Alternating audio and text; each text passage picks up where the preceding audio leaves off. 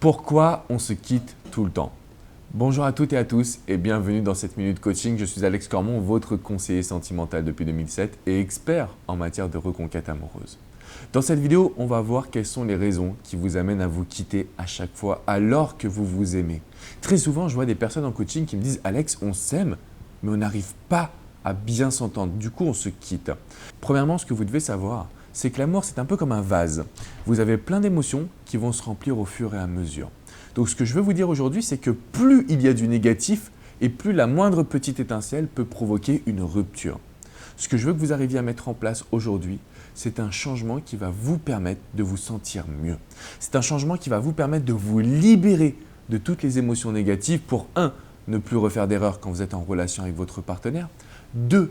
Pour ne plus craquer sous le poids des émotions, parce que ce qui compte aujourd'hui, c'est que vous arriviez à lui montrer qu'à partir de maintenant, il n'y aura plus 1.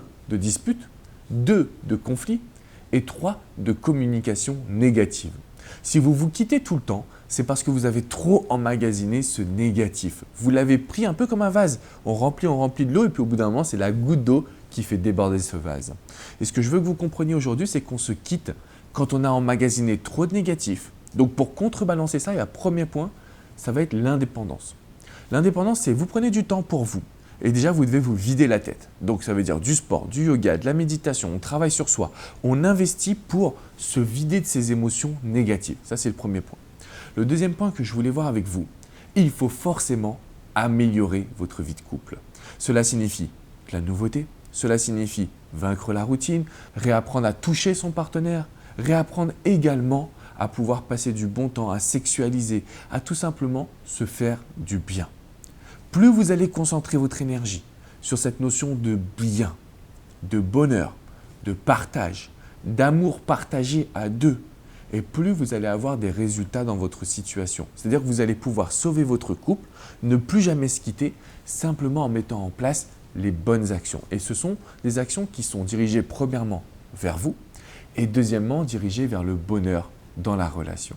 Il n'est pas rare de se quitter même quand on s'aime. C'est dingue, mais c'est vrai. Il n'est pas rare de se quitter même quand on s'aime, même quand on est heureux, mais que parfois le passé revient sur la table. Et aujourd'hui, ce que vous devez faire, c'est tirer un trait complet sur tout ce que vous avez vécu jusqu'à maintenant pour relancer votre histoire, pour relancer la machine entre guillemets sentimentale.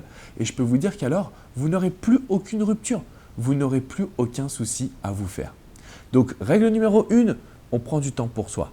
Règle numéro 2, on relance son couple. Et règle numéro 3, tout est autour du bonheur. Si vous avez des questions, n'hésitez pas à me les laisser dans les commentaires juste en dessous de cette vidéo. Vous pouvez également me mettre un pouce bleu synonyme que vous avez apprécié cette vidéo. Et pour toutes les recevoir, n'hésitez vraiment pas à vous abonner. Je vous donne de mon côté rendez-vous sur mon site alexandrecormon.com et je vous donne une dernière astuce. N'oubliez pas qu'aujourd'hui, malgré l'amour, vous pouvez relancer votre couple, ouvrir une nouvelle page et réapprendre de vos erreurs du passé. Ciao, ciao les amis.